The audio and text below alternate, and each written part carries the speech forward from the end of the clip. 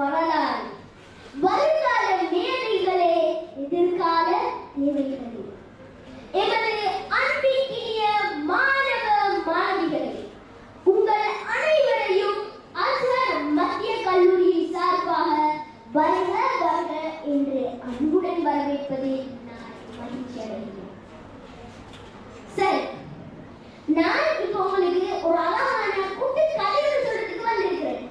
எல்லாருக்கும் கதை கேட்க விருப்பமா? கேக்குதுலையே? இன்னும் சத்தமா சொல்லுங்க பாப்போம். நல்லா ஆக்டிவா. ஒரு அழகான ஜென்மம். அந்த ஜென்மத்துல நிறைய சீடர்கள் கல்வி கற்றுக் கொண்டு வந்தாங்க. அவங்க ஒரு சீடர் இருந்தார். அந்த சீடருக்கு மற்ற சீடர்கள் பொய் பேசுறது, புறம் பேசுறது, துறவிகளை மதிக்காமல் இருக்கிறது, துறவிகளுக்கு ஏசுறது ஒரு பெரிய பிரச்சனையாக வந்துச்சு. அதனால இந்த சீடன் இந்த ஜென்மத்திலிருந்து விலகி வேறொரு நல்ல ஜென்மத்துக்கு போய் சேர முடியும். பிறகு அதே ஜென்மத்தில் இருக்கிற ஒரு மூத்த துறவி கிட்ட போய் இதை பத்தி முறையிட்டார். துறவியே, இந்த ஜென்மத்தில் இருக்கிற யாருமே சரியில்லை. இவங்க பொய் பேசுறாங்க, புறம் பேசுறாங்க, துறவிகளை மதிக்கிறாங்க இல்ல, துறவிகளுக்கு ஏசுறாங்க, ஏன் சில சமயம் உங்களுக்கு கூட ஏசுறாங்க. அதனால நானும் இவங்களோட சேர்ந்து இவங்களை போலவே வாழ்ந்துவனோடு எனக்கு பயமா இருக்குது என்று சொன்னார். பிறகு அந்த துறவி சிரிச்சு கொண்டே சொல்றாரு. இப்ப அது துறவிக்கு விளங்கிடுச்சு. இப்ப இந்த மாணவனுடைய இந்த சீடனுடைய நோக்கம் என்னன்னு சொல்லிட்டு இந்த ஜென்மத்தில் இருந்து விலகி வேறொரு நல்ல ஜென்மத்துக்கு போய் சேர்றதுதான் துறவி. பிறகு இந்த துறவி சிரிச்சு கொண்டே சொல்றாரு, சரி, அதுக்கு முன்னால நான் உனக்கு ஒரு பரீட்சை வைப்பேன். அந்த பரீட்சையில் நீ தேர்ச்சி பெற்றாய் சொன்னா நானே உன்னை கொண்டு போய் ஒரு நல்ல ஜென்மத்தில் சேர்த்து விடுறேன்.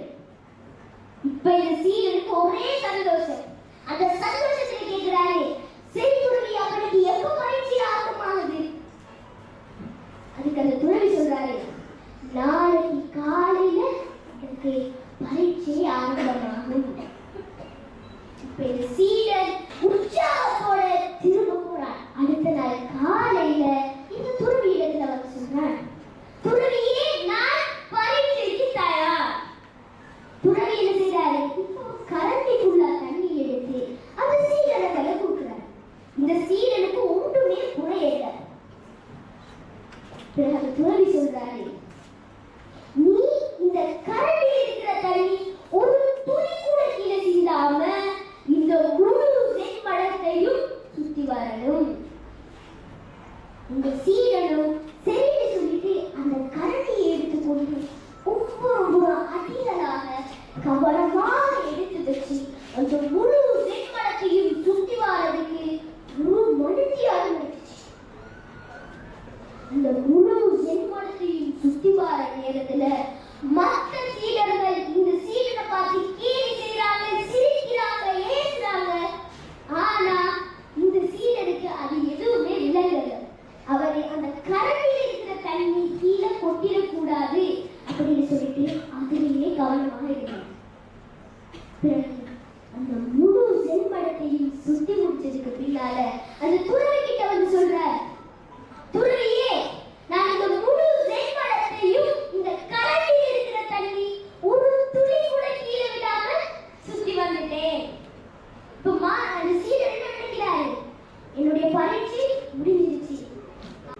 ஆனா இப்பதான் அவருடைய கேள்வியே ஆரம்பமாகும். அப்பதான் அந்த துறவி சொல்றாரு, சரி, இப்ப நீ இந்த கரண்டி